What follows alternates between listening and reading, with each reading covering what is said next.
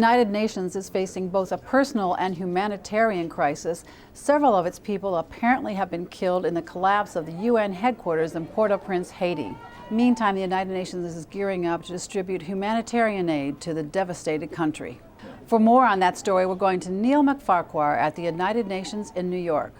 Neil, let's start with what you know now about the collapse of the UN headquarters there in Port-au-Prince and the number of deaths. We're hearing that there are several. Well, details are sketchy because, of course, telecommunications have collapsed. They're trying to get through via satellite. They do know that the Christopher Hotel, which was up in Pétionville, which is sort of the richer area in the hills, was badly affected. There were 100 to 150 UN staffers in the hotel at the time. The chief of mission, Mr. Hedianabi, a Tunisian, was meeting with a Chinese delegation.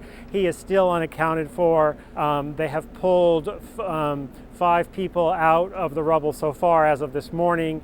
And they have about 9,000 troops in total in the peacekeeping force that's in Haiti, and 3,000 of them are in and around Port-au-Prince. Now, what kind of activity is going on there around the UN headquarters here in New York where you are, trying to send in reinforcements? What's the plan so far as you know it? They said it's a major humanitarian crisis. They are, of course, mobilizing the various agencies of the UN, the humanitarian relief, the World Food Program. They are all sort of gearing up to send extra supplies. Since it's just happened last night, there isn't really a plan formulated yet. They have pulled $10 million from their emergency fund so far, and they expect for a worldwide appeal in a few days when they know the extent of the damage and what needs to be sent. They're also calling for international search and rescue teams to be sent and medical crews.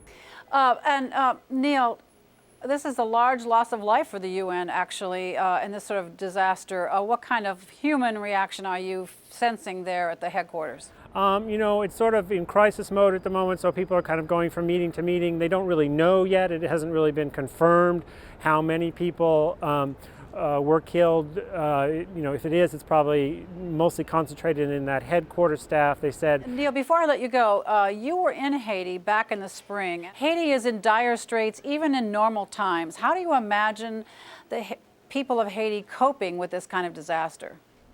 Yeah, one of the first questions asked, of course, at the briefing this morning was sort of about the security situation on the streets, because, of course, the government was toppled in April of 2008 due to food riots in Haiti, and also the country has been hit by a devastating series of hurricanes in 2008, which killed more than 800 people. So it was already sort of on the UN's list of countries that needed help and assistance from around the world. So it really is a whammy on top of a situation that was already difficult, and I'm sure they're just reeling and trying to figure out how they're going to cope with that. One last thing, Neil, you hear that the people of Haiti are very resilient and inventive. Was that your experience, and is that going to help them now? They are really resilient. I mean, the minimum wage there is $1.75 an hour, and people find ways to exist on that. So I'm sure that they'll cope with this. But, again, it's a city of 2 million people with not a lot of resources, so they're going to go through a very difficult time. Neil, thank you so much for your time. Anytime.